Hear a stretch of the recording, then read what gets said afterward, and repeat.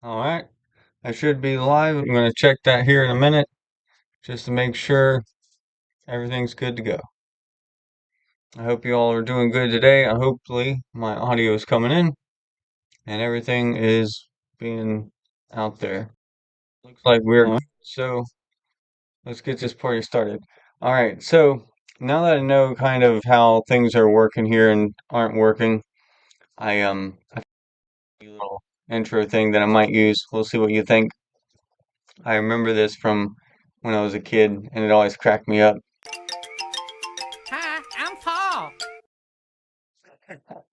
So what do you think? I think that's pretty funny. Hi, Pup Groomer. Sounds good. Awesome. I appreciate you. Um, yeah, I wanted to come on. Hi, Sandy. I'm glad you stopped by. And yeah, it's been a big day for me. As you know, people that are on here, I think you all know, I have agoraphobia, and for the last 2 years, I haven't been more than 2 miles from my house. And today I made it 6.9 miles from my house to a store, and might sound kind of stupid or whatever to some people, but like that was a huge thing.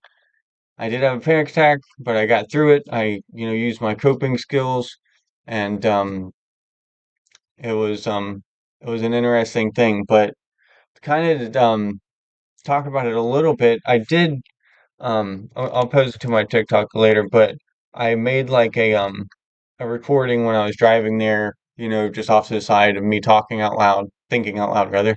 We're always talking out loud, thinking out loud. And then when I started having my panic attack, I was recording it a little bit, and it was really wild. I have a Sandy, congrats, that's huge. Thank you. Yes, I'm super excited about it. And then at the same time, I feel like, why are you excited about this little thing? You know what I mean? But to me, it's not a little thing. But I have a real bad phobia with like also getting stuck behind a train. 2 years ago, um, I had anxiety stuff, but I didn't have the full blown like agoraphobia. And I was sitting at a train, and I was like 45 minutes from home, which was way outside of my comfort zone. But I had worked up to that, and this train stopped and it didn't move. And 20 minutes goes by, and I start having a panic attack. Hour and a half goes by. The train has not moved. So like I'm having a panic attack here this whole time. Like I'm just freaking out. And I try to drive this way and that way and go around and looking at the maps, and there's like no other way to get around. So I ended up being stuck there for 3 hours before I could finally get around this train, and then I had to get into rush hour traffic. It was a really horrible like ordeal that like triggered, past trauma stuff. And ever since then, I've been really eerie about trains. So, like, when I go to the store that I've been trying to get to, work my way up to that I got to today, it's like you have to go over these train tracks. And when you do, you're in this really small town, and there's no way back unless you get across the train tracks. So I pull up there, and I'm in the parking lot, and what do I hear?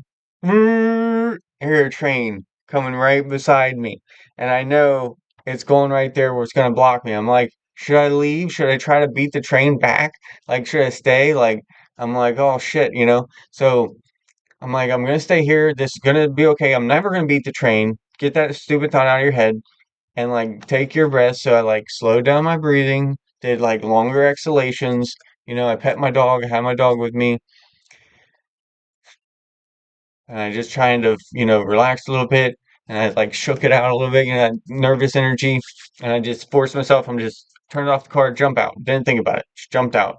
And I was really anxious, I was having a panic attack. And I walked in the door, and the guy at the desk is like, "Are you okay?" And I'm like, "No." I was like, "I'm having a panic attack." And he's like, "Oh," and he's really calm about it, really cool. He's like, "That sucks." He's like, "I understand." He's like, "Is there anything I can do for you?" I'm like, no, I'm like, just me talking, saying it out loud, you knowing about it helps, like I appreciate you and stuff. And then he helped me real quick, and I got in the store, and out really quickly. And by the time I got back out, I was starting to calm down and everything, and I felt accomplished, and then I felt good, like, okay, so then I went back and the train was gone, and everything was fine, smooth sailing home. Um, but the cool thing about all that to me was the fact that how he reacted.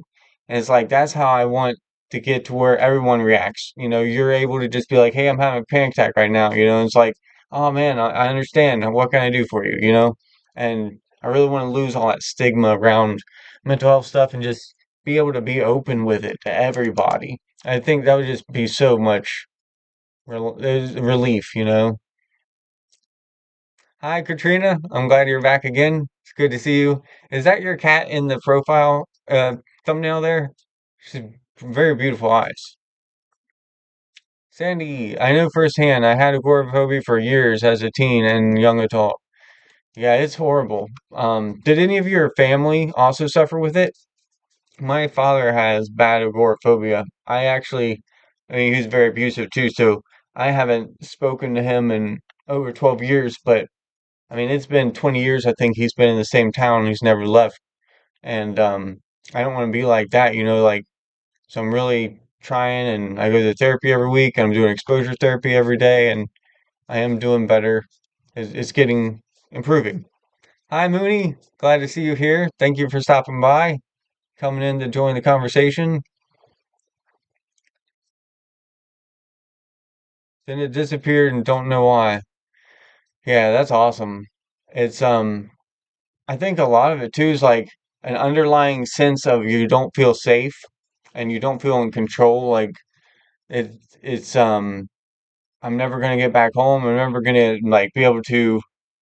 I'm not safe. And when you don't feel safe, you feel, you know, more anxious, more triggered, and it's like, and then I get that derealization feeling where like I feel like I'm not in reality.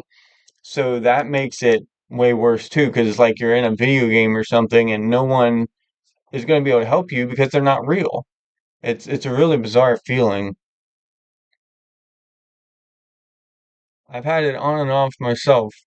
Oh, okay. So that's that's really cool that you both have experienced agoraphobia because like it's something that we don't talk about enough in society and it's like these are the you all are the first people I've talked to that have suffered with it and it's great to know, you know, hey, you know, you're not alone. Even though I knew there's obviously other people out there with it, I've never talked to anybody with it. And a lot of people don't talk about it, I think, because the stigma and it's like it's embarrassing feeling. I'm embarrassed about it, but like I don't want to be. It's just another, you know, thing like OCD or anything else, like where it's like it's not like the person wants to be like that. They want to count things, you know, in threes and everything. It's like I don't want to do that, you know. It's just how you are, you know. Awesome, Paul. I'm glad you could master it today. I am too. It was hard. I'm not gonna lie. It was very hard, but I'm super glad that I pushed myself and I I got through it. I had someone at a medical office be super kind and accommodating to me when I told them I was having panic disorder. My dentist is super supportive too. That's awesome. And that, see, like that's what it's all about. It's like if people are cool about it, like it really helps you feel more relaxed, you know, not so alone. And talking about a dentist, I went to a dentist once and I started having a panic attack and I was like, I'll be okay, you know, I just need to go to the bathroom, splash water on my face. And I came back, you know, and I was, you know, calmed down and then he's like, I can't see you. I'm like, what do you mean? I'm like, I'm okay now. He's like, no, what if you do that again when I'm like in the middle of something? He's like, you're gonna have to go to another dentist where they put you under. I'm like, I was having a panic attack before it even began, you know, like I thought that was really crappy. Terry, hi, hi Terry, how you doing? I'm glad you stopped over. I like the picture. Profile picture is good. Good to hear, Paul. Awesome. Yeah, it's hard. Exposure therapy for both agoraphobia and ARFID is really the only thing that helped me tremendously. Yeah, ARFID is another one that actually I wrote down some thoughts on today I wanted to talk about, but that's another thing like that we don't really talk about much and I mean it's a recent development and as far as being classified. The DSM-5 was the first time it was classified. So for like, I've suffered with this since I was 17, but like they never knew what it was. Like they couldn't say it was an eating disorder back then because it's like I wasn't trying to lose weight or like gain a bunch of weight. Like it had nothing to do with what I look like. And so they couldn't classify it as an eating disorder, but yet I was dropping all this weight. I got down to 89 pounds and I'm 5'10". So you can imagine, like that's not good. They thought, there's a couple of times I almost died and but I couldn't get help. I got TPN like the feeding tubes and shit. I went through that and everything because I couldn't get enough calories. And I still struggle with that. Um, it's not easy, but yes, exposure therapy. And it's like with exposure therapy, it's so delicate because it's like you can't just throw yourself in the deep end because if you re-traumatize yourself, then that's just gonna make it harder. So it's like you gotta go little bits at a time, baby steps, um, until you increase your bubble and you start to become more relaxed and more relaxed as a baseline at home, and then you're able to go out further and further. But I just want to be like, rah, and just run to, the border and just be like, but it doesn't work like that. I end up, falling backwards. That reminds me of that What About Bob movie though. Has anyone seen What About Bob? He's like baby steps to 5 o'clock. It's hilarious. He had his little fish he'd carry around. Um, Bill Murray. He was funny. My family and friends don't have it. It took a long time for them to comprehend it. Yeah, I bet. I I understand that. Do you have any friends that also suffer with either one? You guys, you people here, like you're not guys. Um, my friends here, uh, are the first ones I'm getting to talk to about it, and I'm really excited. It's good stuff. But now I think they get it. That's really awesome. I can't imagine trying to grasp it if I didn't do it because it is so like it's something we have to do. We all have to eat, right, to live. It's not like I mean, like if you are on some kind of heavy drug and you could stay away from it forever, like, but you can't stay away from food, forever. You have to eat. So it makes it really tricky. And especially like in America, everything's around food. Every event you go to do is around food. And it can be awkward. Yay, goals accomplished. Yes. It's great to have goals and start marking them down. I love that slow, steady burn, so to speak. Oh wow, that's awful, Dennis. I'm sorry you experienced that. They should have not behaved that way. Very unprofessional. Yeah, I agree. It was it made me feel like so belittled and so like what the heck? Like I have this appointment for, 3 weeks. It took me to get in, which isn't horrible, but it's still I'm waiting 3 weeks. I get in there, wait 40 minutes to get in there, get back there, and it's like, it had nothing to do with you, guy. But some people just don't understand. Glad they can understand a bit more now, Mooney. That would be hard. Yes. Yeah, I remember back when I had to live with my stepdad and my mom again when I was in my 20s, when I was 90 pounds, um, and had to get a pacemaker and everything, and that was really tricky because like he didn't get any of it at all and be like very dry sense of humor and very like pokey, at you like when I was trying to eat, and it just like made it way worse, and it was a horrible, horrible situation of like just feeling so unsafe. So every time I ate, I thought I was going to get super sick because I did get sick for so long, due to my like, I have celiac disease and then I have a bone marrow condition, an autoimmune condition, and then like, IBS and lactose intolerance. So, and then my anxiety. So it's like all that combined makes a really nasty gut. And then you get like external trauma stuff that goes on your whole life and it really exacerbates everything. Inch by inch, life is a cinch. Yard by yard, life is hard. You got that right, Terry. Yeah, I like that a lot. Inch by inch. Yes, Baby Steps. Great movie. Yep. Baby Steps to 5 o'clock. Baby Steps to 5 o'clock. Yep, I love that movie. The only friends I've had with Agora have had falling outs with, but it's okay. No, I'm sorry. Yeah, it's.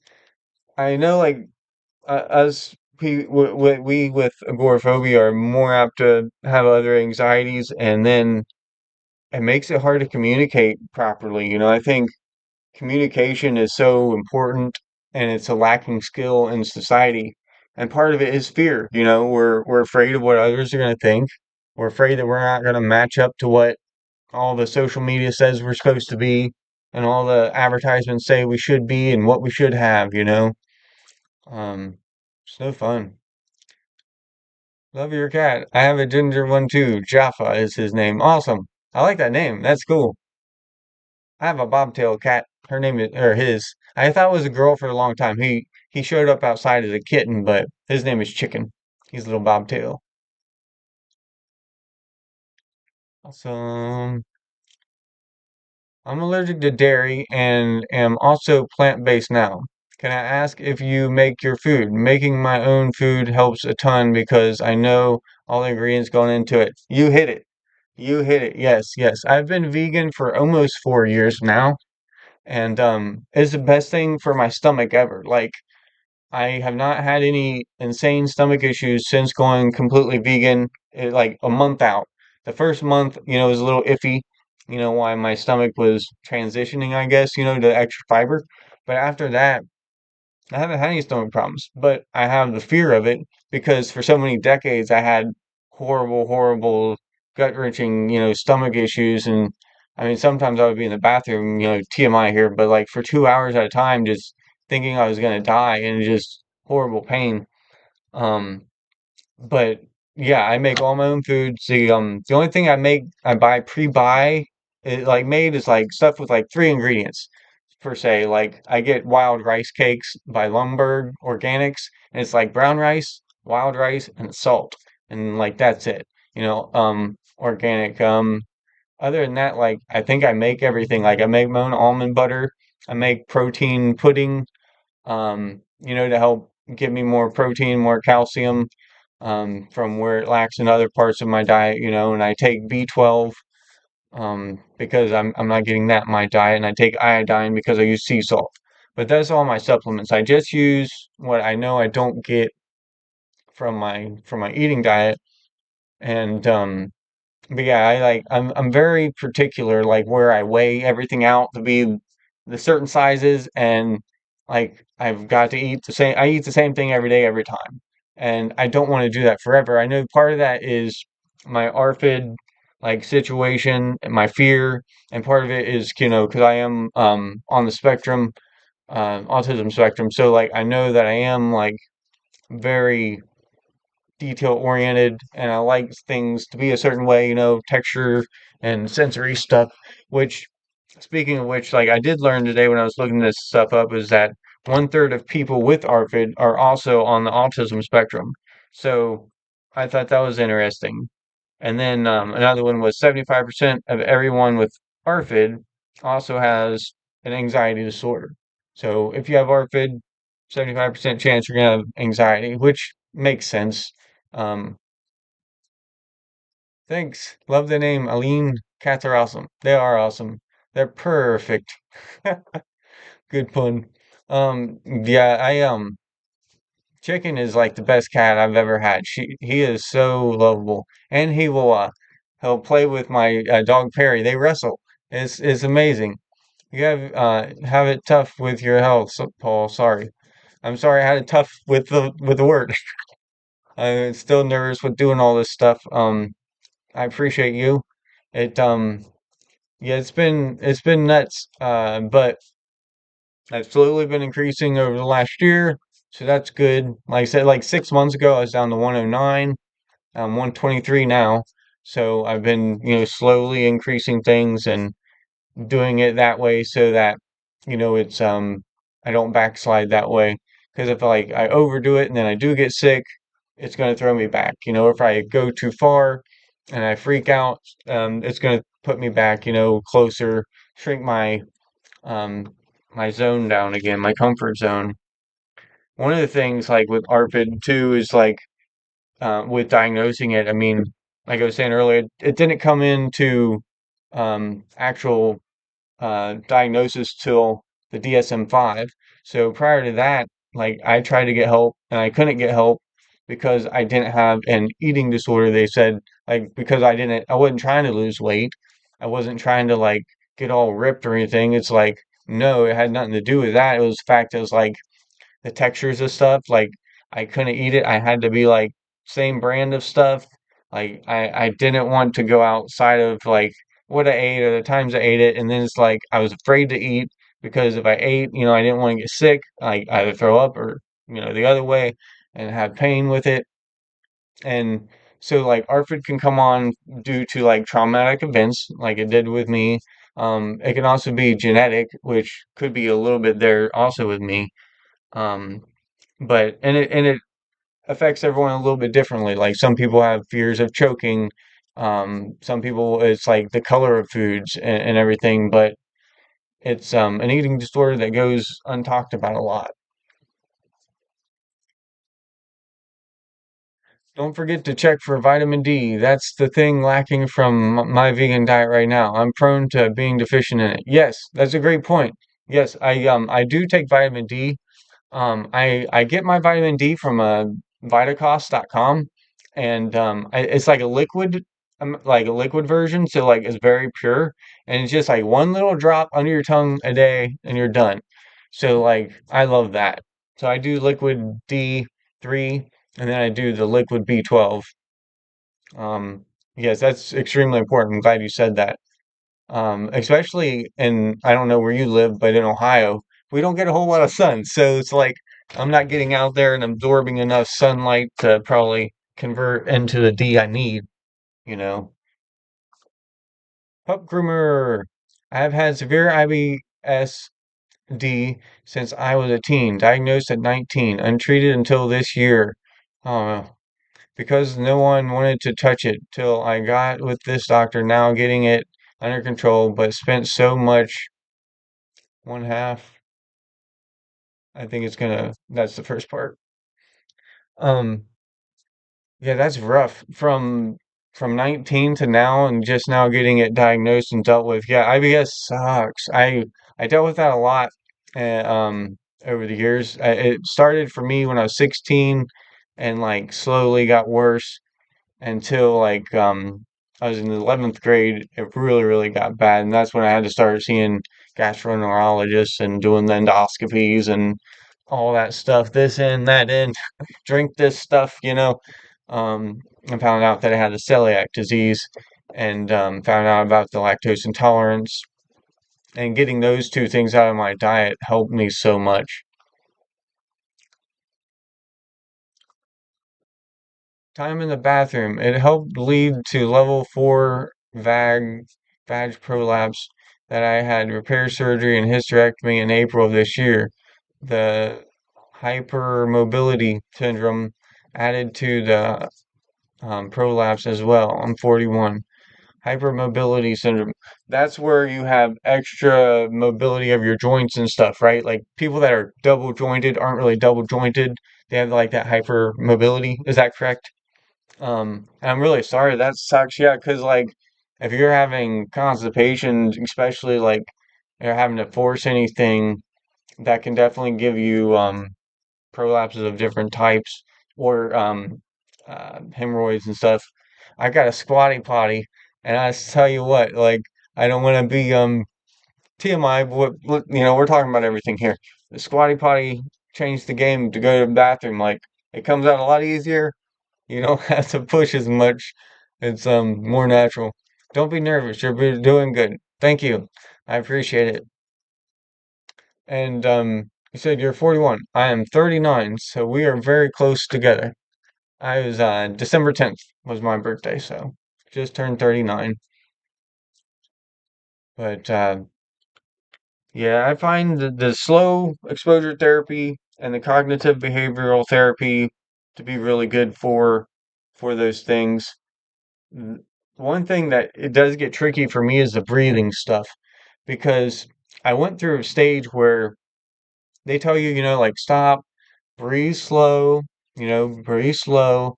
And then like you get this peaceful state, meditate, meditate every day, and I did. I got to the point where I could meditate for like an hour at a time and like everything was peaceful. But the problem was I'd go outside and any little thing that wasn't peaceful would freak me out. Like I was in such a zen state that like I'd go out and there'd be too much stimulation, or like if I was trying to exercise and the breathing would get heavy, I'd be like, oh no, I'm having a panic attack because it mimicked the panic attack.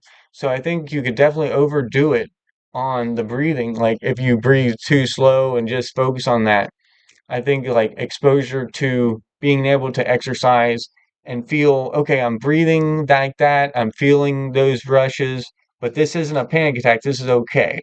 And that's kind of like where play therapy comes in, where it's like usually they do play therapy with kids, but I think it'd be really great for adults, like you go to play some basketball, some pickleball, you're playing outside, toss, whatever. Anything that's playful where you don't have to be like judged per se, like you're just like you're having fun, you're laughing, you're getting exercise and it's making those brain connections of like, hey, these movements and this breathing and everything that is the same feelings as when you're having a panic attack, but it's judged differently. Like the same anxiety, the same um, adrenaline is running through your veins, when you're doing that, but you're judging it differently because you're having fun versus you're sitting in a car and then you're like, oh, this is happening for no reason. What's wrong with me? It's like so I think the breathing thing definitely is about balance. Like so when I start to have a panic attack, I like to do slow exhalation in and then the longer exhalation out. Just to make sure I stop from doing the. So once I stop that, I don't focus on the breath anymore. Like then I like shake it out. I get out of the car if I can, and I walk around. And I change my environment, and that seems to help more than anything. And just not entertaining the negative thoughts. If a negative thought pops in, combat it with three positive ones. And those are kind of things I'm trying to do right now. Time in the bathroom, it helped me. Yeah, I read that. I'm sorry. Um, yes, it's collagen deficiency. Oh, okay, cool. Or not cool for you. I like to learn that, sorry.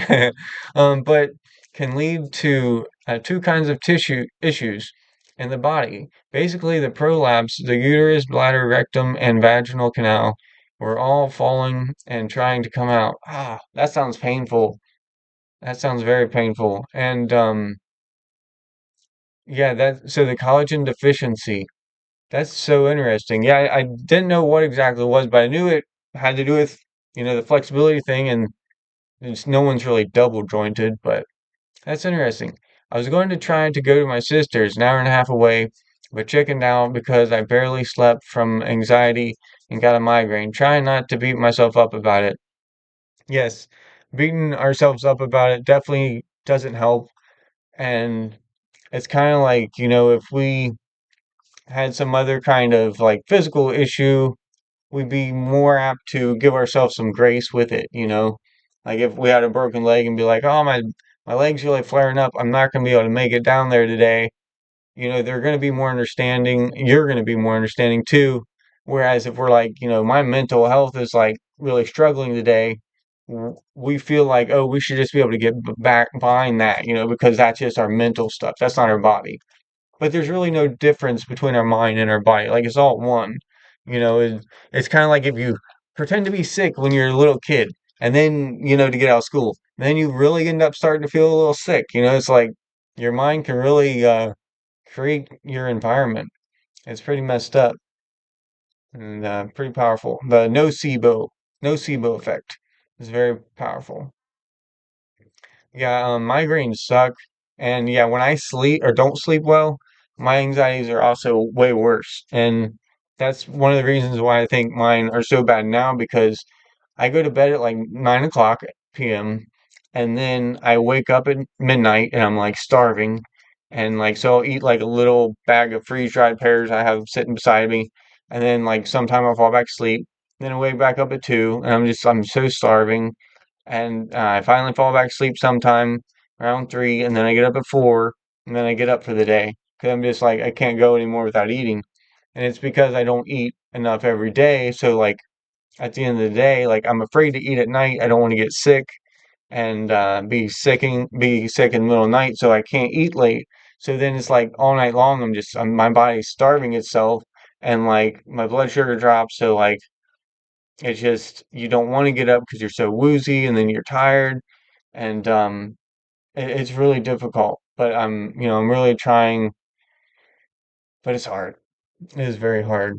And I want to talk about it more and more like with people because the more we talk about it, the more we can be there for one another, and the less stigma there is around it, the better, you know.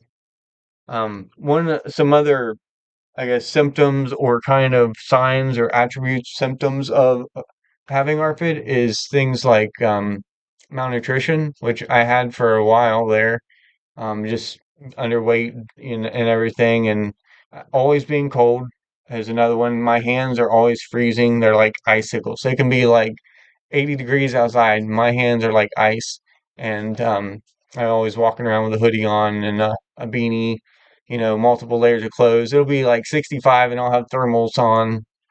So that's another one. Poor circulation, which goes with that. Abnormal menstrual periods, slow heart rate. It can affect your hair, skin, uh, weaken muscles, low energy, and full on little food. And both of those last two are definitely on my radar. I can't eat very much at all, and I'm just like stuffed. Like, so I might be able to eat 2 rice cakes, and I'm full. Yeah. So um, and it used to be one, but now it's two. So it's like it is improving, but it's just so slow. And I could have had inpatient care, but I can't because I'm agoraphobic, so I can't get that far. So it really made me stuck.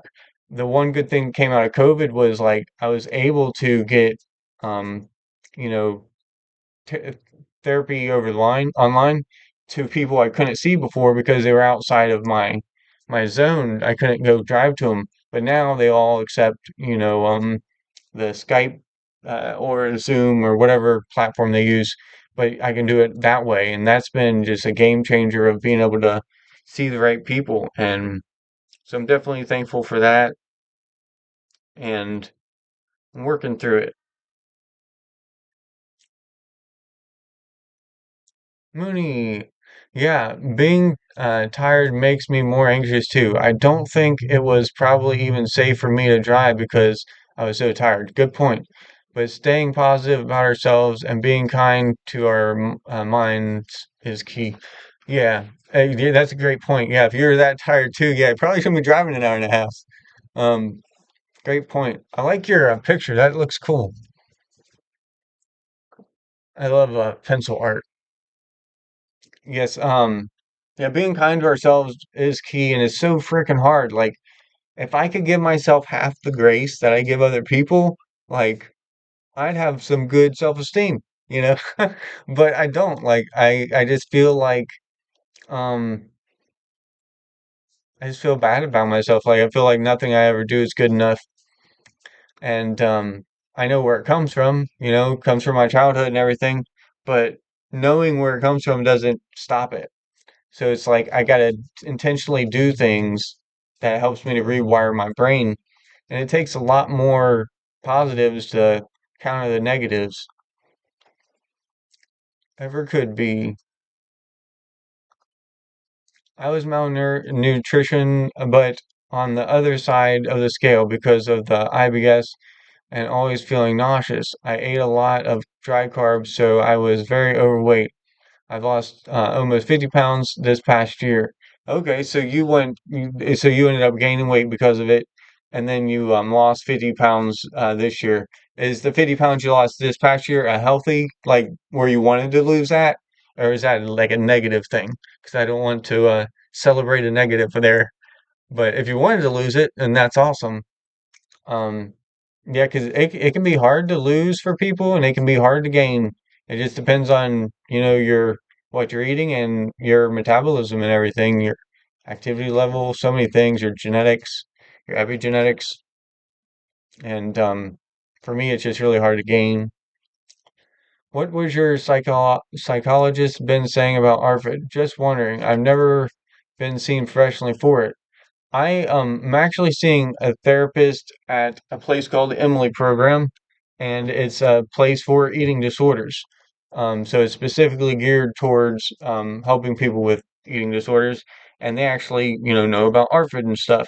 So for us right now, what we've been working on is like slight exposures, and the hardest eh, thing is being able to wrap your mind around it's going to take a while because with certain foods like I am so terrified of them that like I can't just like put it in my mouth. Like so it's like we did a hierarchy of like, okay, these are the foods I want to try and which ones give me the least amount of anxiety. Let's start with this one.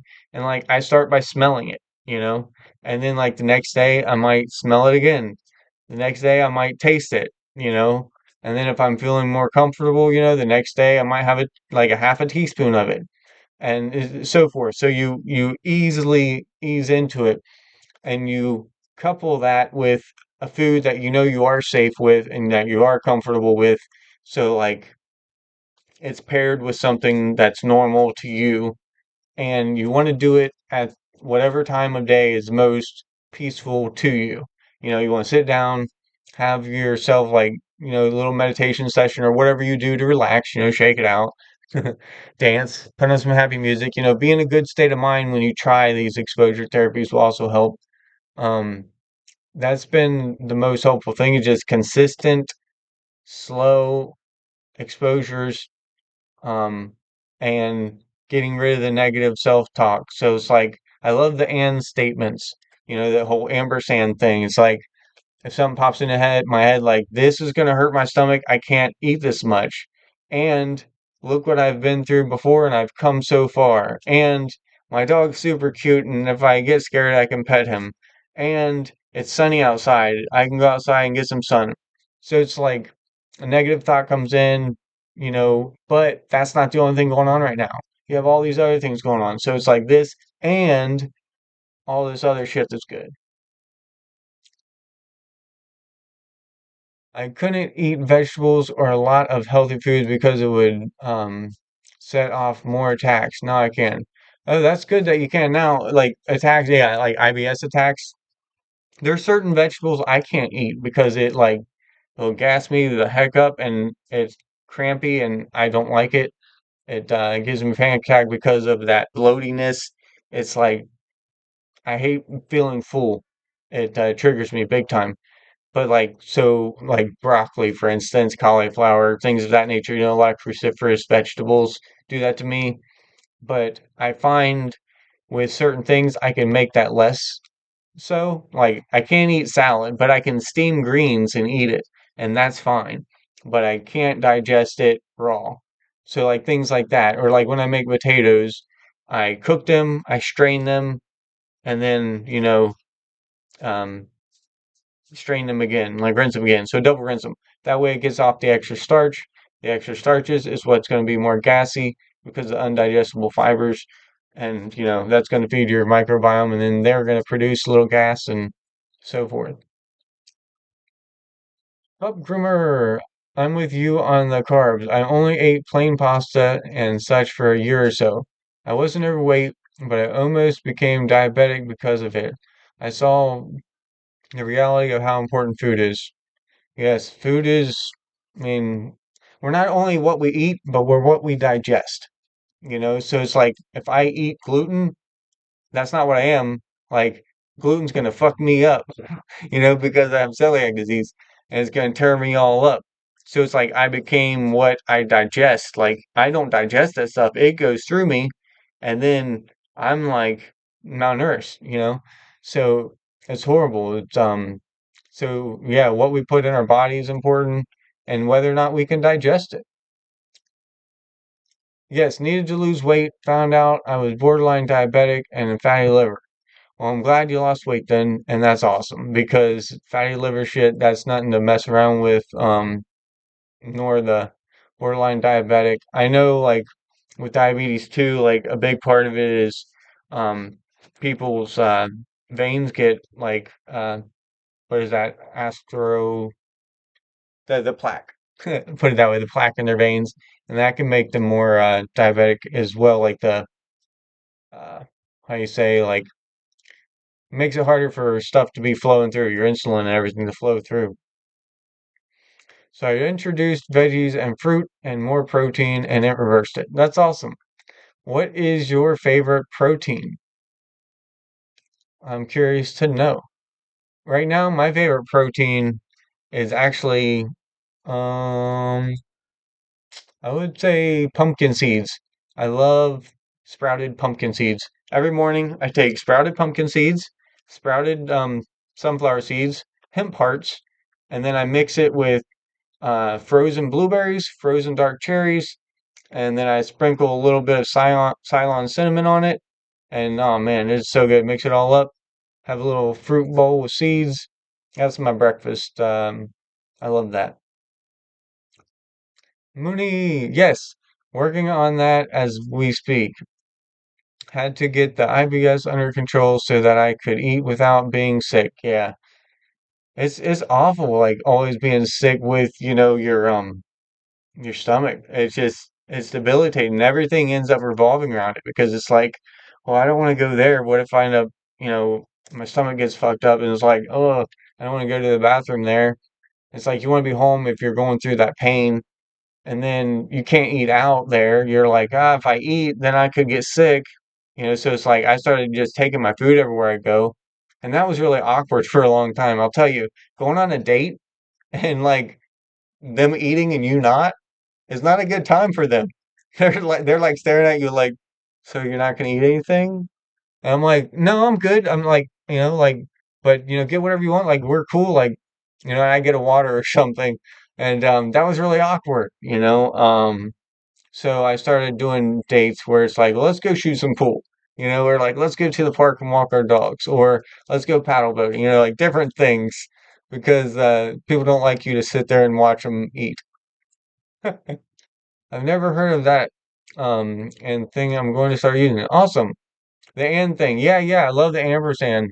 I want to get a tattoo of that on my wrist. Just like the ampersand. As always, like as a constant reminder, just like, this is sucking maybe, but and you have all this other good stuff going on.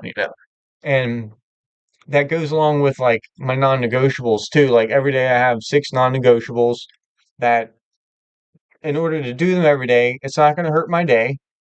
But if I live till tomorrow, it's going to improve my next day and my next day. It keeps me on a good path. And so like I made little symbols for each one and I post it, throughout the house in little post-its, but it's like mine, for instance, are like hygiene. I make sure I brush my teeth, get a shower every day. Um, Getting plenty of rest. I can't say that plenty of sleep because I can't force myself to sleep, but I can make sure I get plenty of rest. And then I exercise or do meditation every day. I write in my journal every day. I do my and statements every day. And then I'm forgetting one. What's one more? Music. Positive music. I listen to three positive songs every day. So like those are my six non-negotiables. And I have found over the last 6 months of doing this that I've gradually improved without having to like really tackle something head on to where it's overwhelming. It's like these little wins every day of doing this consistently is creating a better me. Pumpkin seeds are awesome. I put them in oatmeal. Yes, pumpkin seeds are great. They're like, I like them in everything. Have you ever made pumpkin seed butter? I make some homemade pumpkin seed butter and then sometimes I'll mix it with almonds, but like I soak them overnight and then I make them in there with just a little bit of maple syrup and pink sea salt, and it is so good. It's like I like to put that on a rice cake. I'm really into pea protein. Awesome. I've been drinking the pea milk and have the protein powder in my waffle batter. It's surprisingly good. That's so ironic. Yeah, pea protein. I do it every day. My brand I found a while back was Puris, Puris, and they're awesome. It's like they supply like all these big companies that do like plant-based meats and like what is that one? Beyond Murder. Yeah, it's Beyond Murder Burgers. That is what it is, I guess. Beyond Burgers. Yeah, like they supply them. So like what they do is it's this science lab and they make the pea protein that's super, super pure. There's nothing else added to it, totally gluten free. They even test for glyphosate and everything. And so it has no flavor. It's amazing. But I buy that in bulk and then I'll make my own protein pudding. So I'll take that. I'll take just a little bit of pink sea salt because I love salt and everything. And then I put some powdered calcium because I don't get enough calcium in my diet. And then I put a little bit of water, and then I put 2 tablespoons of maple syrup, and like I mix that all up really good, and then I put it in the refrigerator for a couple hours. Out comes pudding, and it's like butterscotch maple pudding. It tastes amazing, and it's really helped me to put on some weight because I'm getting easily digestible protein and added calories. Don't get me started on dating with ARFID and agoraphobia. Yeah, tell me about it.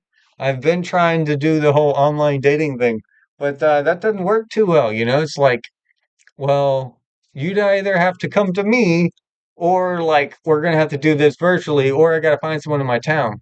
It's like that's not cool. Like I can't expect someone to come to me every time. So yeah, I totally relate. Um, Going out to eat is hilarious looking back. It was embarrassing at the time, but I got over it and I got used to it. But they never did. Like they were always like, I don't. People are like looking at me like, why is she eating and he's not? They were always worried about what other people thought. So like, I started doing picnics. Like, hey, let's go on a picnic. Like I love going to the park, and then it's like we can both bring our own foods that we like. And be like then you can bring something as a surprise for the other person and stuff. And it's like look up at the clouds or fly a kite or take your dogs. The and thing sounds great. Yes, I really love it. And it's really helping me.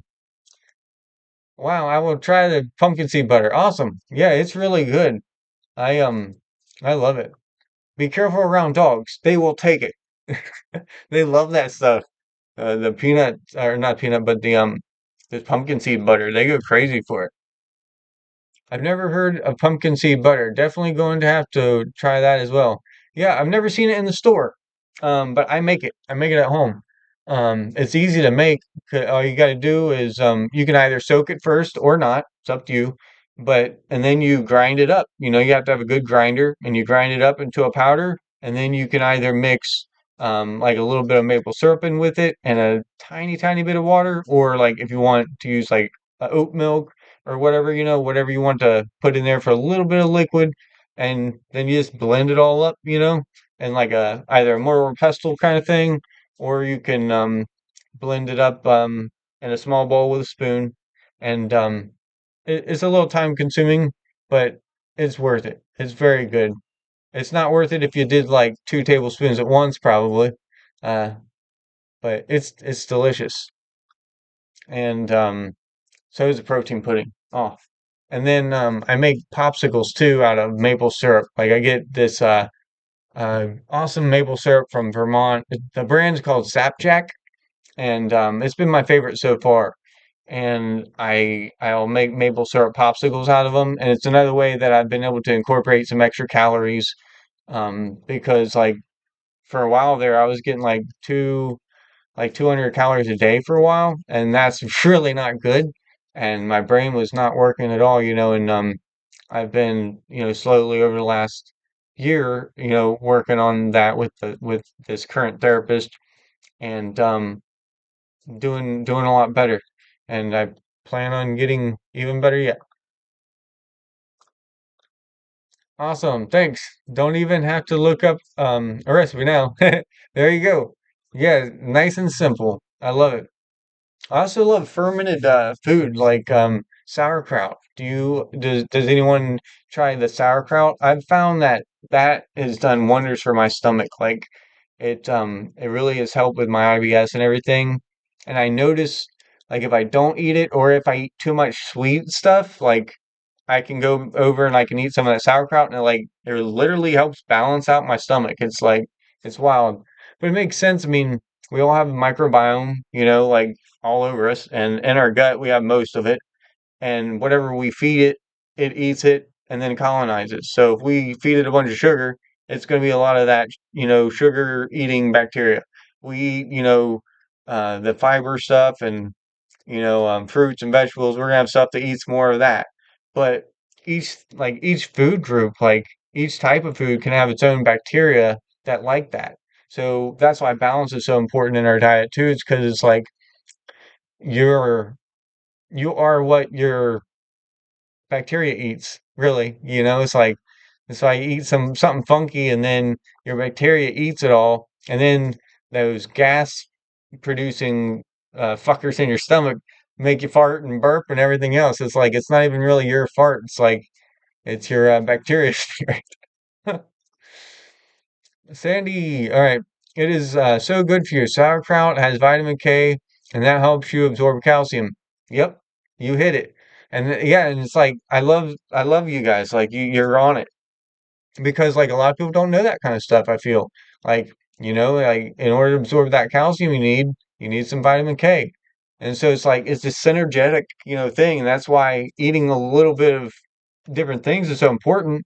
And I think that's why people with ARFID we do get more malnourished because we're eating the same things all the time that we're not getting that variety. So it's like you really have to be mindful of what you're missing so that you can supplement it until you're able to get it in naturally. Mooney, New Year's goal of mine is to eat more whole foods. Thanks for the recipes. I need to cut out sugar and coffee too. Cool. Yeah, you're welcome. Yeah, I love I I love the foods I eat, but I do want to expand my realm of what I'm intaking. I've always I tell you what, I pull this back up. I've always since third grade we were staying in a hotel and we went downstairs, my sister and I, and we were both real little, and I was like, oh, they have cappuccino that's vanilla. I want to try one. So like she let me try one. And then I got another one. And then I got another one. I drank five full French vanilla cappuccinos with like, 10 packs of sugar in each one. I was so wired for like an hour and then I threw up projectile vomiting for, another hour and it was so horrible. So like ever since then, I couldn't taste or stand the taste or the smell of coffee in any way. It wasn't until this year that I'm now like where coffee sometimes smells good to me. It's taken that long to where it's like it was that an adverse reaction. It's like, oh, when you get sick off something, it sticks with you. What would you eat with the sauerkraut, or do you eat it on its own? Both. I I now typically I just eat like a tablespoon of it, like here and there throughout the day. Like I really like the taste of it. But at first, you got to get used to it because it's a very pungent kind of flavor. I used to do it with guacamole. Now I've gotten to where I cut out avocado and I want to get those back in. And with working with getting it back in, that's one reason why, because I used to take avocado and you scoop it up, you whip it up with with a fork and everything, and then I put like a little bit of lemon juice in it and my turmeric and some sea salt and some pepper and some cilantro and some chives, and then I would throw in 1 tablespoon of sauerkraut, whip that shit up, and it's so amazing. Like I've taken it to parties like back when I did, go to events back in the day, because I've been eating sauerkraut for over 10 years and I make my own and stuff. But sorry, tangent. Put it in there, and it's like this zesty, yummy dip of guacamole. It's the best guacamole I've ever had. It's just like this tangy zip, and it makes it last longer. Like it doesn't get brown as quick, and I guess that's probably because of all the salts in it and the vitamins and stuff. But it's so good. I have to cut out coffee too, meaning my stomach has been enjoying it and hasn't been enjoying it anymore. Sadly, it's my favorite morning routine. Yeah, it is hard to cut out something like that. And um, especially like, yeah, when you're used to doing the same thing every day, like it becomes a habit and for good or for bad, you know? And so, like Tommy was saying the other day, it's like cutting out stuff is great, but like if we focus on what we put in, it often will push out the bad stuff. And it's like we're more apt to stick with it. So it's kind of like, okay, if I don't want to drink coffee, not focus on not drinking coffee, but let's focus on drinking herbal tea, you know, or whatever you want. I've heard from a couple people that dandelion root tea is really good and it has a coffee kind of flavor to it. So I don't know if you'd want to try that or not, but dandelions are really good for you. Dandelions are actually my favorite flower. A lot of people just say, oh, they're weeds, blah, blah, blah, but they're a flower. They come up, they have a flower. They don't last long, but it's kind of like the ultimate speed through of life. You know, you grow up, you get some sun, you know, you become beautiful, you wilt away, you die, and your seeds are scattered through the wind, you know, your offspring, and then they pick up and they grow new in other places.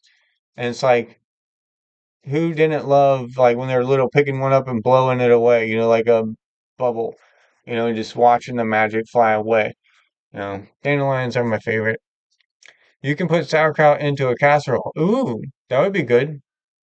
My only thought on that would be like if you put it into the casserole and then cooked it, it would kill all the good bacteria. But if you put it in afterwards, if it wasn't real hot, it would be cool. But even if it killed, I guess, even if you did it and killed it, like you would still get the prebiotics, the fiber, which is still great. Mooney, oh my God, no, that's too much coffee. I'm going to try to switch to decaf. I only have 1 cup a day, but I'm definitely still dependent on it, which I don't like. Well, switching to decaf is a big step, that's for sure. It's then you still get the taste and everything else. I can't do caffeine. Like I get the jitters.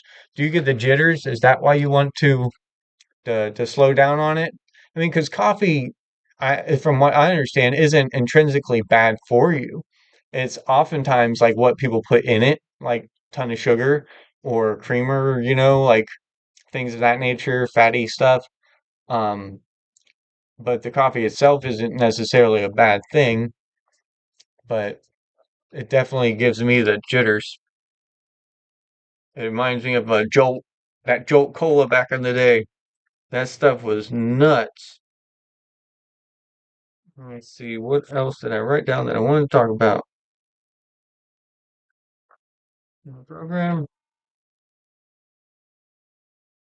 introduce new food slowly. Yeah, talked about that. I didn't have to look at my notes, but I'm going over to make sure I didn't miss anything that I wanted to talk about. Someone, point of body dysmorphia. Yep, was because I didn't follow it. Yep. I actually talked about everything I wanted to talk about in these 2 pages without having to look at them. That's impressive. But yeah. So what are you all doing tonight? Dandelions are wonderful. I can't believe we poisoned them. They look so pretty with the little yellow flowers and the green grass. And the whole plant is super healthy. Yes. Couldn't say it better myself, Katrina. Exactly. My grandpa actually used to pick them during the Depression and would sell them to this older man, and he would make dandelion wine out of it.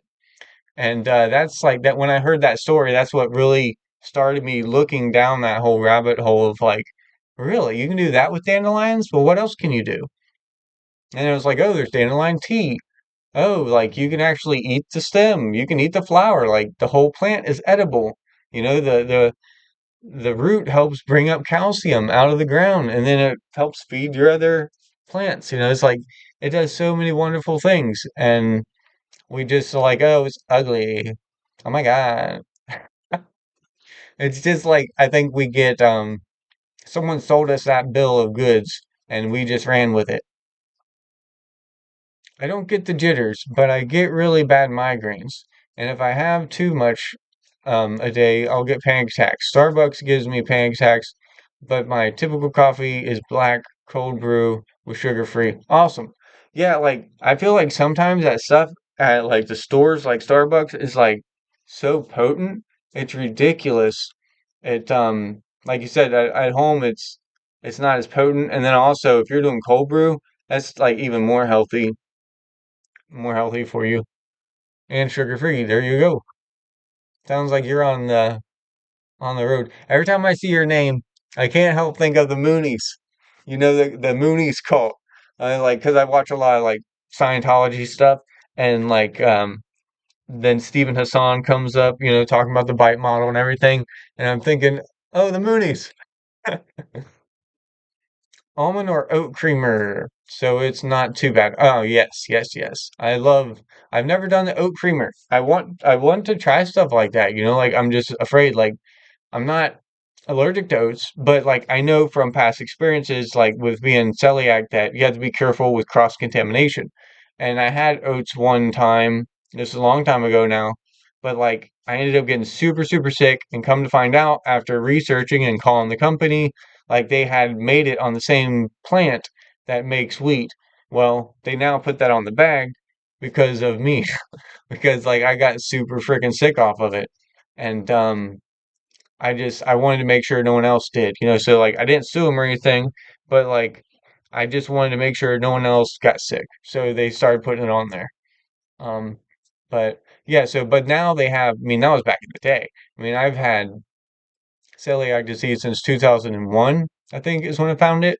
So back then there was nothing like gluten free you could pre-buy. Everything was like, okay, you gotta buy whole foods, you gotta learn to cook, you have to learn to bake. And that worked out though, like in the long run, because now I can make anything that I want to make. Like I can make stuff without having to look even at a recipe. Like I could be like, okay, I want to make cookies. I know I need this much of this much of that. I need this, I need something to rise it, I need blah blah blah. So that's pretty cool. All right. Eileen, um, dandelions are good for your grass, I recently read. Yes. Yep, yep. And I believe part of the reason is because the calcium uptake the helps bring up nitrogen too. It and they're so pretty. I don't get it. It's like these pretty little yellow flowers all over. I used to go around and pick them and give them to my mom as a bouquet of dandelions. She loved them. Aw, that's really sweet. I think I used to do that too. I know. Nope, nope. I used to do that to a little girl like that I had a crush on when I was like really little. It was like second grade or something. I remember that. I've heard that as well, Eileen. Awesome. What? Scientology things? Never heard of the Moonies. Oh, really? Yeah, yeah, I watch a lot of stuff on the Scientology realm. Like I find that cult really interesting, and it's messed up a lot of people, and a lot of their families. And so there's like a whole group of, you know, um, YouTubers out there, part of the SPTV community, where they're like ex-Scientologists that are trying to help people that are trying to get out of it. And because when you leave, like you have nothing, and they cut you off from your family, and it's really messed up. But um, a lot of good people in that X community that really want to help people. Now the Moonies, that would be what Stephen Hassan was in, and now he's like a prolific writer and a speaker, and he helps like people de deconstruct cults and like get out of that space. But yeah, he was in the Moonies. If you look it up, it's really interesting. They still control most of the sushi market that comes to the United States. Like, uh, it's wild. And yeah. Do-do-do-do. My favorite flower is a sunflower. Hubby has stopped killing dandelions for the bees, even though he is allergic to bees. Drives the neighbors across the street nuts. LOL. Aw, you have such a sweet husband. Like to not kill them, but he's allergic to them, to the bees. Like that's really sweet. Good guy. That's awesome. Yeah, I love sunflowers too. I mean, obviously I eat sunflower seeds every single day, multiple times a day. I don't, I couldn't tell you, it's probably been 5 years I've had them every single day. Um, I love them and they're good stuff. Good for you too. And you can make a lot out of them. You can make, like, I've made icing out of bleached sunflower seeds, and they'll take color really well, like natural color from beetroot or blueberries or different things. Like I've made icing out of sunflower seeds. I've made butters out of it. I've made flour out of it, and then make like cakes or make waffles. Like sunflowers are very versatile. You can make oil, of course, out of it by pressure, and so very versatile, very versatile. I'm hoping I got to go to a friend's house yesterday, and that was the first time I've been over there ever, and he's pretty much an acquaintance, but like he's becoming a friend.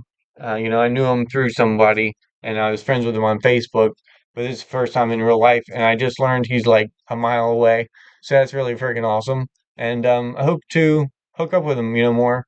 He seems like a cool dude, and I need more friends, like in real life, because I haven't had any. It's just between being, stuck in home because of COVID for so long, and then my agoraphobia and social anxiety, and then as an adult, it's hard to make friends anyways. So I'm glad to be starting to connect with people, and it's really important, and that's why part of why I'm doing this here is just to I want to talk about mental health shit and get like that stigma down. I want to be open about it. I want to help other people, share what helps us and, what tips and tricks we find helpful because a lot of times we see like the story, like I could sit here and tell you so many stories of shit I've been through and like, and then you might relate to it, you might find some use out of it. But at the end of the day, if I don't tell you, okay, but this is how I dealt with it and this is what helps me now daily, um, I think you're missing a big point of it. Like you're missing a key factor of it and a very important one. So I want to help each other. There's just not enough therapists out there. I mean, even if you had all of the money in the world, like if everyone had health insurance and could go see a therapist, there's not enough therapists for everyone to see weekly. You know what I mean? There's just not enough of them. And it's like, and even if there was peer support, is different than a therapist and vice versa. I think it's really important. I gotta go have fun with the rest of the stream. Thank you for coming over. I appreciate you, and I hope you have a good rest of your night. Eileen says bye, Mooney. Katrina, bye, Mooney. Jen, hi, Jen. How are you doing today? Or this evening, I guess I should say. It's good to see you. Katrina, I have no friends, so it's nice to have places like this to go go to for somewhere to chat with others. Exactly. And that's a big part of this, it's like the community in real life communities are really lacking across the country, unfortunately. And you know, for a lot of different reasons. And I want to have more friends, like whether it's online, whether it's in person, you can have connections and you can talk about things and you can open up and make space for a hangout, and that's what this is just I just want it to be like a virtual hangout and just talk and have a good time, like maybe once a week. The other night I did this where like I pulled up, stand-up comedy skits and funny stuff from like In Living Color and just funny pictures and just chat and like, hey, what's your favorite comedian? Like let's pull it up and just watch a little bit of it, stop, comment on it, and just hang out. And because sometimes I want it to, we just need to laugh. We don't always have to be serious, but I want to talk about serious stuff and laugh. I think that's great. Also, everyone with ARFID and eating um, anxiety, look up Lauren Rose on here. Her videos help me so much with toilet anxiety. That's awesome. I am going to take a picture of that so I remember to look it up. Thank you very much. Yeah, I'm always looking into like new stuff. Like I'm all about information. It took me 18 months to find a therapist and she's 2 hours away. So it'll all be virtual. Yeah. That's what I struggled with for so long is like before COVID, I couldn't find any because they were all so far away. And with having agoraphobia, I couldn't make it there. There's no way. So that was one thing that came out of COVID that was good is that we all got to have the availability to see doctors and see therapists virtually. And I finally started being able to get the help I needed. Oh, I'm just sitting here overwhelmed in my apartment. I'm supposed to be out of by Monday. Oh, you have to move? I'm sorry to hear that. Let's see as soon as I get settled into my new place, I'll start working on my own channel. Oh, that's great. So, is this a positive move? Are you looking forward to it?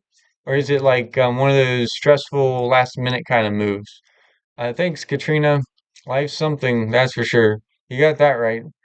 It's something or it's something else.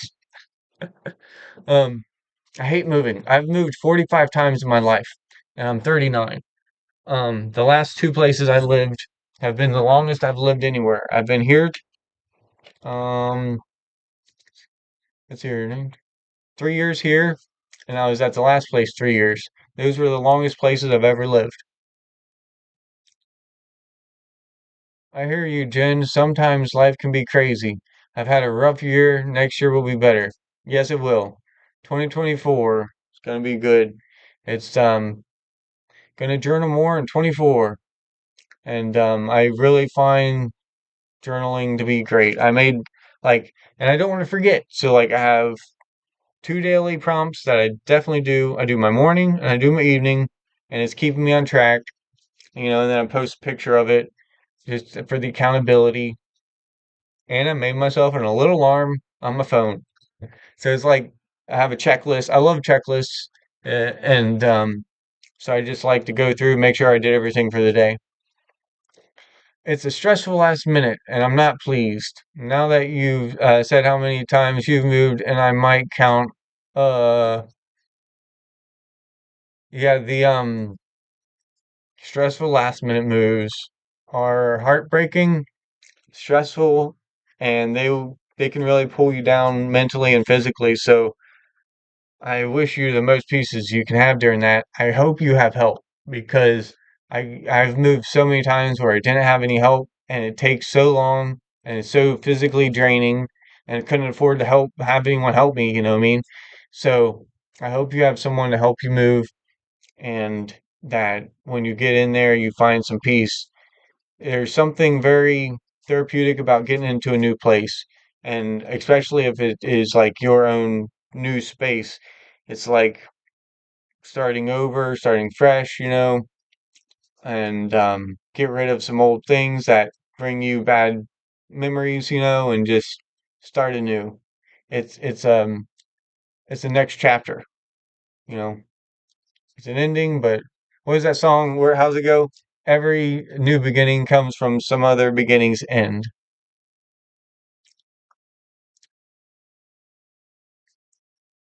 I don't have any help and I'm ill at the moment with serious digestive issues. I dread this. Oh, I'm sorry. Yeah, there's nothing good to say about that. That's just awful. And I'm really sorry. It sucks not having help when you're moving. Digestive issues really suck. And then the anxiety makes the digestive issues worse. So it's a vicious cycle. Um, yeah, I'm sorry. I wish I had the perfect answer for you. I hope things are as good as possible. Do you have a lot of stuff to move? I've been on my own for 4 years, moving in with my best friend and two dogs plus my cat. It's a recipe for disaster. Or a really cute rom-com. right? Two dogs and a cat. Moving in with your best friend, going on a road trip. Um, is it close to where you live now, or is it one of those far moves? It's too bad your friend cannot help you move. Um, get those dogs to work. Carry this, please, puppy. Thanks, hun. There's not such thing as a perfect answer. You got that right. There is not. And it's like sometimes there's no answer at all. It's just like this sucks and I'm gonna get through it because it's like that toxic positivity, is no good. I don't like that shit either. Like, oh, you can do it. You got this. Everything's good. It's like, fuck you. You don't know what I'm going through. This is some bullshit. I'm stressed, It I hate that when people diminish, what someone's going through by just saying it'll be okay, everything's cool, even though like they might mean well. It doesn't help, So sometimes it's better to say nothing or just be like, that really sucks. I'm sorry. And if I can do anything, let me know. Yeah, the Odd Couple style show. Yes, that was a good one. Way far out of the city. Ah, do you like the country? Because like some people would love that. And some people would hate it. She wants me to help her. um yeah, I'm torn with the city and the country area. Like I love the quietness of the country, but I like the fact of being close to where like I can go to the store if I need something at the last minute that's like, less than 10 minutes away. So my ideal thing is like when you drive like a mile or two off the main road and you get into like the little country area, but you're still super close to town, that's my jam. I know people mean well, but it does make me roll my eyes. Yep, exactly. And it's uh, it's one of those things I think people don't always listen to us either.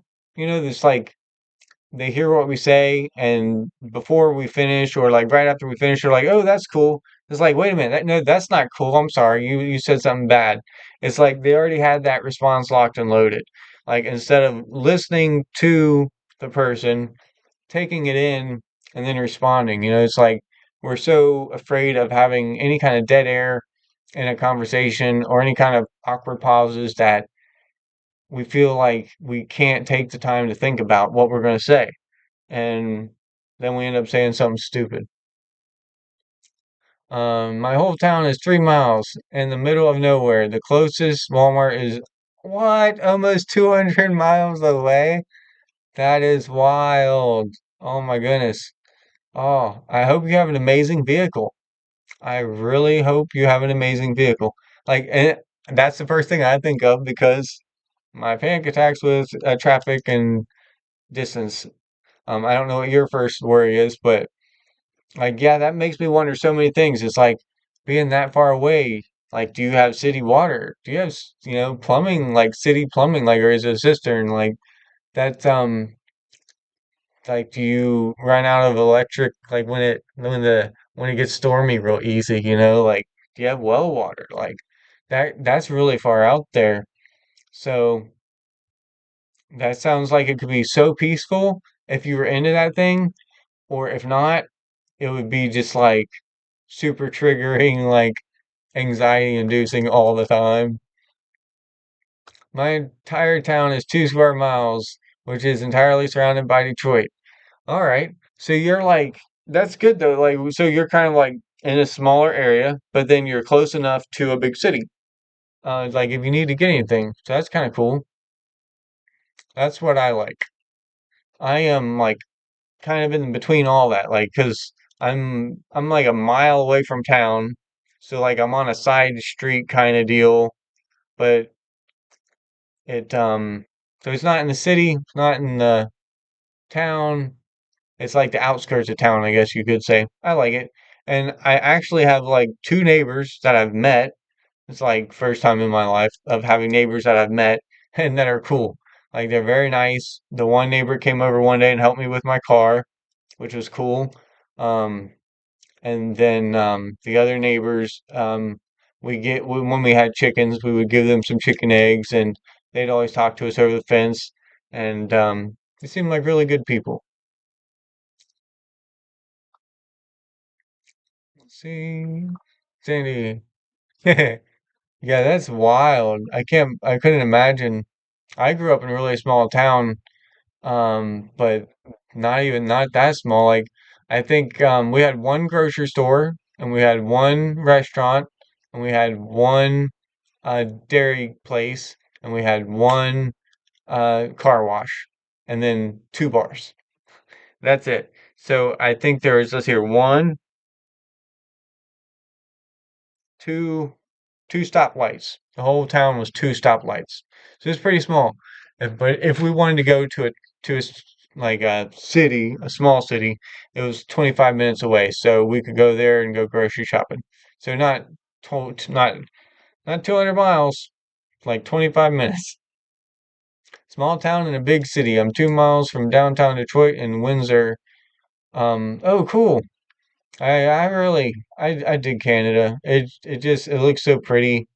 And I'm sure there's some assholes there like anywhere, but I really um I love everyone I've met there in Canada. They're always really nice. Like I've met several people online, talking to them, and like I'm friends with them now on Facebook and stuff, but I've never been there, so I can't really speak to it, but I I appreciate their stuff. This was an enclave for Polish auto worker immigrants for 100 years. Really? Wow. 100 years. Pub groomer. We have a grocery store, a post office, a few fast food places, $2 stores, a cow ranch store, um, couple craft stores, of course. I'm exactly halfway between Vegas and Salt Lake. Wow, that's pretty cool. So 200 miles to Vegas then, or 200 miles to Salt Lake City, Utah. So you can go to Vegas or you can go to the Mormons. Two polar opposites, huh? That's cool. I've never been to Las Vegas. When I was in fifth grade, we did drive to California from Ohio, and that's like a little over 2,000 miles from where we were. It took a while to drive there, but we went through a lot of states, and it was really cool. Fortunately, before my anxiety stuff, like I said, I was in fifth grade, so no problems there. But it was a cool road trip for sure.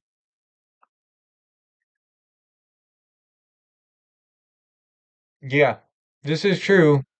Um, as long as they deliver to you.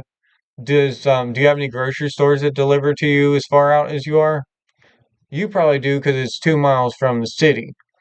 Pub groomer, on the other hand, if you're 200 miles, like, will they deliver? I don't think they're going to deliver to you.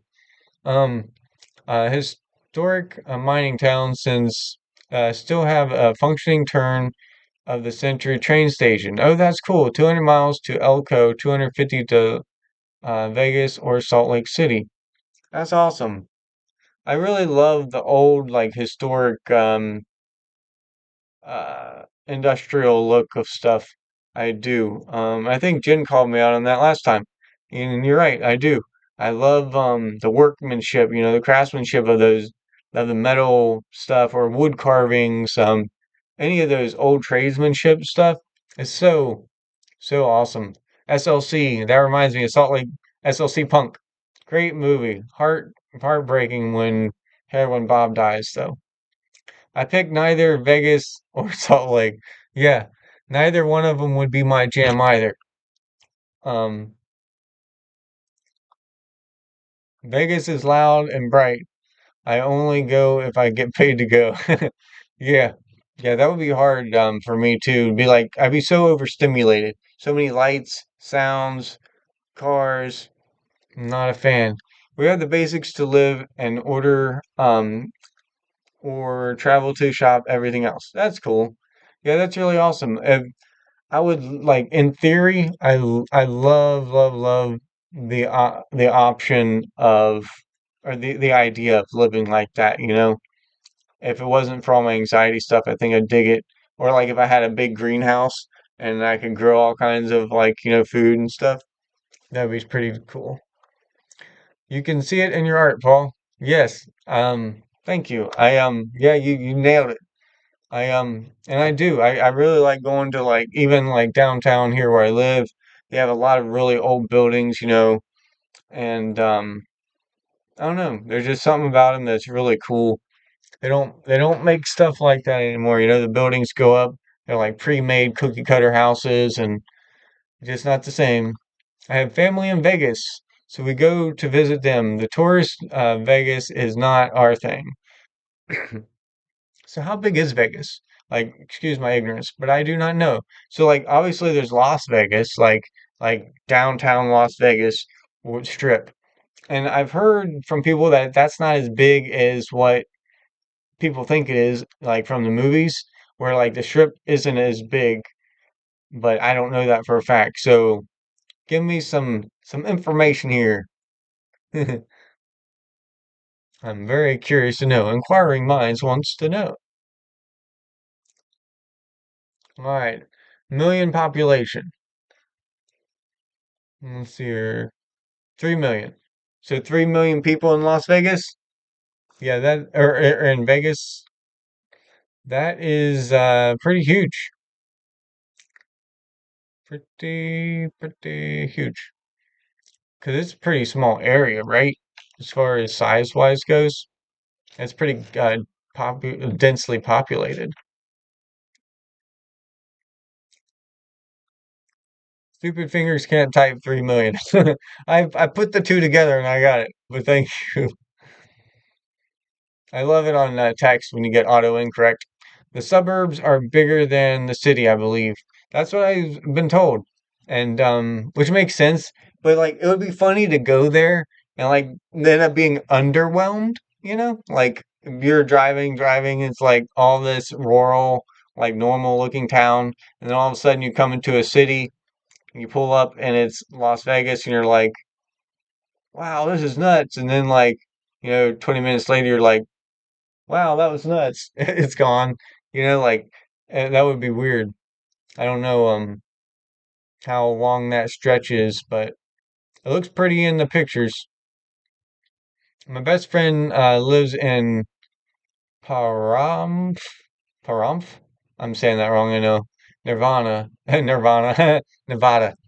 Right outside of Las Vegas. Oh, that's cool. Nevada's awesome. I remember going to Nevada in fifth grade. Is like it stuck out to me big time. That in New Mexico, it was so freezing in the morning, but then like it gets so hot. It's crazy how extreme it can go from one to the other. All right, yes, they combine it all as the Las Vegas Valley nowadays. Okay, cool. So yeah, I want to look up some pictures now of like the current stuff. I'm curious, and I like stuff like that. It's like seeing what it really looks like compared to what you visualize it as. And then you get there and you're like, what? Like, that's crazy. Not too far from the right sound, parump. Okay, parump. I've got the gift for you, parum pum pum. Um, yeah, another thing that's like that to me is Egypt. I was like looking that up this year. I was doing like a little rabbit hole of Egypt and I was looking at different pictures and I came across like the Great Pyramids and stuff and then it shows the hotels. And so like I started looking from other angles and it's like the hotels are like a couple football fields away from the giant pyramids. So like you're literally in the this fancy ass hotel, look out the window and you see these pyramids in the desert. But then you have like this pool and this really nice hotel and it's just like it's mind-boggling. It looks like okay, I'm in Detroit, and then I'm looking out and I'm seeing the frickin' pyramids in the desert. It was like it really takes you out of it. It was wild. I'm in Ely, E. Eli E. Is that how I say that? Eli E. I am in Ohio. I have been to Eli. Eli, Michigan. Eli.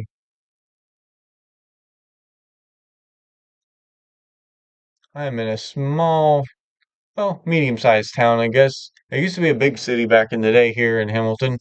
Not anymore. Are you kidding me?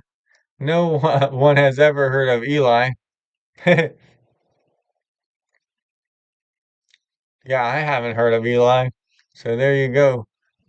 Um, that's cool. It's neat when you find someone that has heard of like the small town that you're in or you grew up in or something like I grew up a lot well, part of my childhood I was in Williamsburg, Ohio, and it's so tiny. A lot of people have never heard of that. Eileen, I've been to uh Giza? Gaza. I'm gonna guess that's Gaza. The city has spread out towards the pyramids. It's weird, like you say. So you've been there and actually seen that in person. What year? It's like, yeah, that was so weird.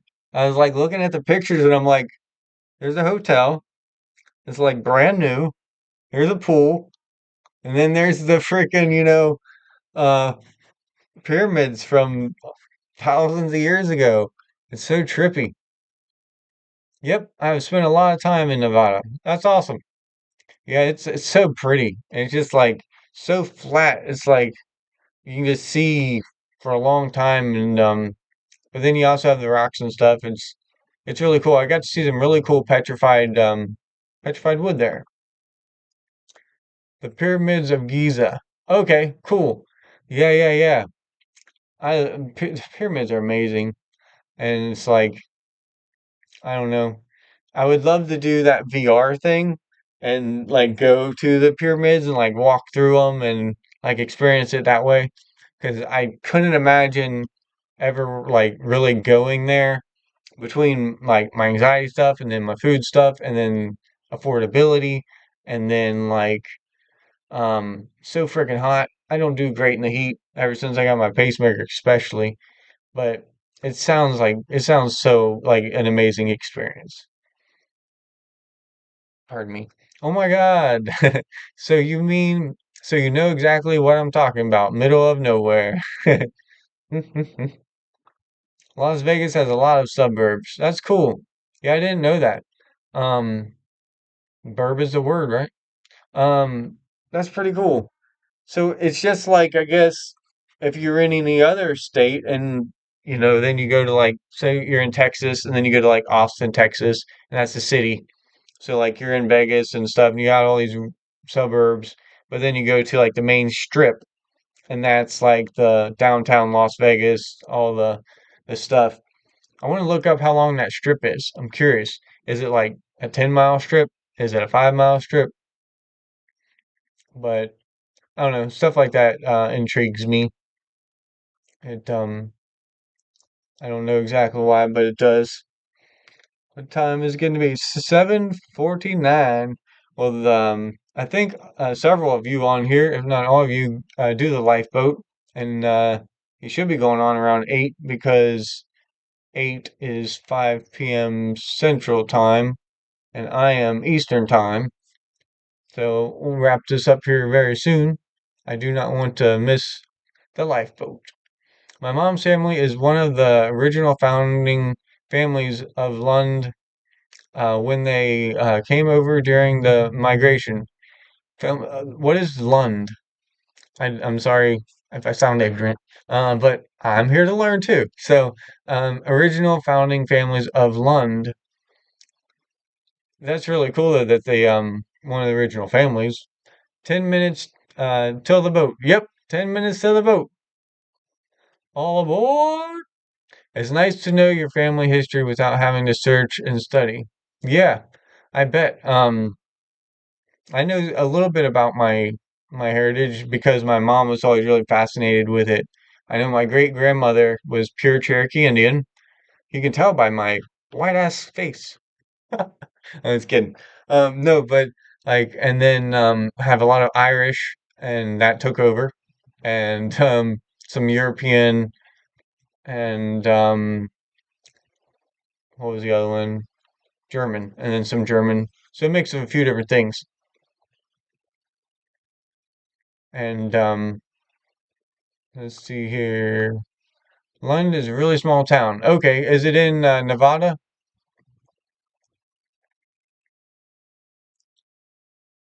That's pretty cool though. Like, um, yeah, some of those towns are like just so tiny. It was on my honeymoon in 1994. I went on an overnight boat trip from Larnaca, Cyprus. I love Cyprus, the name. We went to the pyramids of Giza and Chiajo. I'm sorry, museum.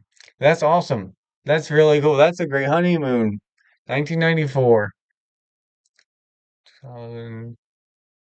So what is that? 2004, 2014, 2024, almost 30 years. So you'll be married 30 years next year, yeah? That's really awesome. Paul, would you like to do a live stream together someday? Yeah, that would be cool. I'd be down. I will figure out in my system how to do that. I'm using OBS, at the moment, and I've got everything figured out on like how to pull up like my other desktop and some scenes and stuff. I need to figure out how to bring someone in on it. I like the OBS. It's pretty nice. And it's free. OBS is free and you don't have any kind of, like stuff over it. Like I know with StreamYard it's a more simple thing to learn, but you get that StreamYard symbol over there unless you want to pay extra for it and stuff. Um and it's based off OBS. Like OBS came first and it's an open broadcasting. Um, so so cool, Eileen. Come on, Eileen. Oh, all right, Pup Groomer. It's a small ranching community that several Mormon families started after they came to Nevada during the Mormon migration. Okay, cool. That makes sense. I love horses. I've ridden a horse once, and it was just like being, I was being led around, but it was so cool and like so intimidating at the same time. Like they're so powerful, but like so gentle at the same time. And you can just like look into their eyes and you know that like they're there, like they're really thinking about stuff. That makes sense, pup groomer. Let's see here. I'm in Scotland at Gin Marie. Never been to the US. Oh, okay. So you're from Scotland. Cool. How do you like it in Scotland? I've obviously never been. I've not been out of the country, but I think it looks really beautiful. And do you have a channel? If so, I will check it out. Let's see here. Eileen. Okay, maybe we could host each other. There you go. That would be cool. The more we talk, the better. That's what I say. I didn't grow up here, so I am not close to them. I grew up not far from Clearwater. Okay. Clearwaters. There's different Clearwaters everywhere. You got Clearwater, Nevada, I guess, Clearwater, Florida, Clearwater, Ohio. No, I'm long time divorced, Paul. Aw, I'm sorry. Me too. Like divorced. So, I understand. It's a hard time, but hopefully it's not still fresh.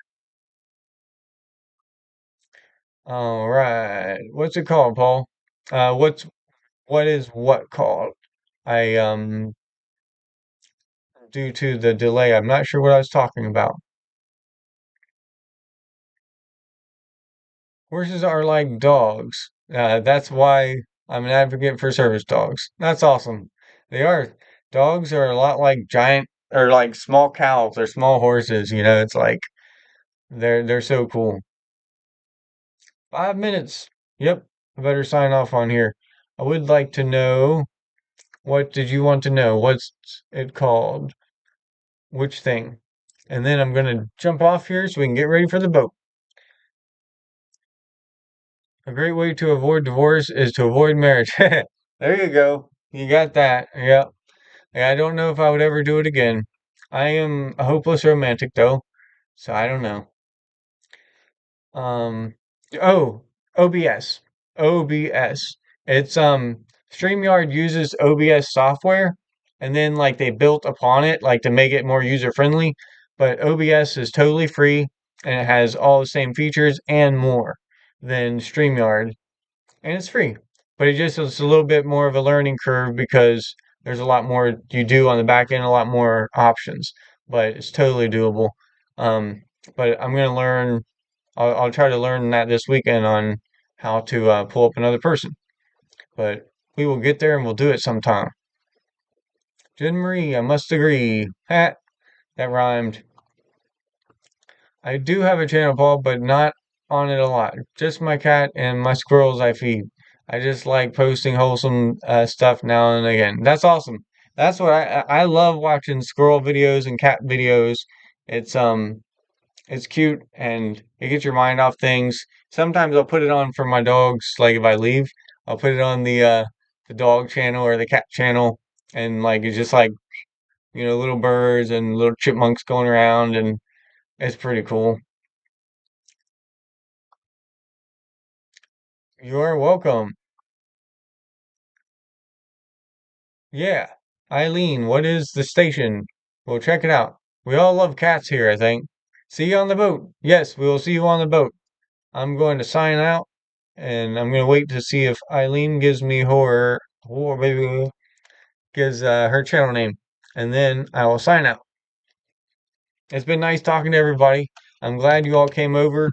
I'm going to try to come on here 6:15 um, as much as I can, and I'll post it in the community tab of the day. When that I'm going live, and that'll be cool. Yeah, my kitties like that stuff too. It's great stuff. See you on the boat. See you on the boat, Katrina.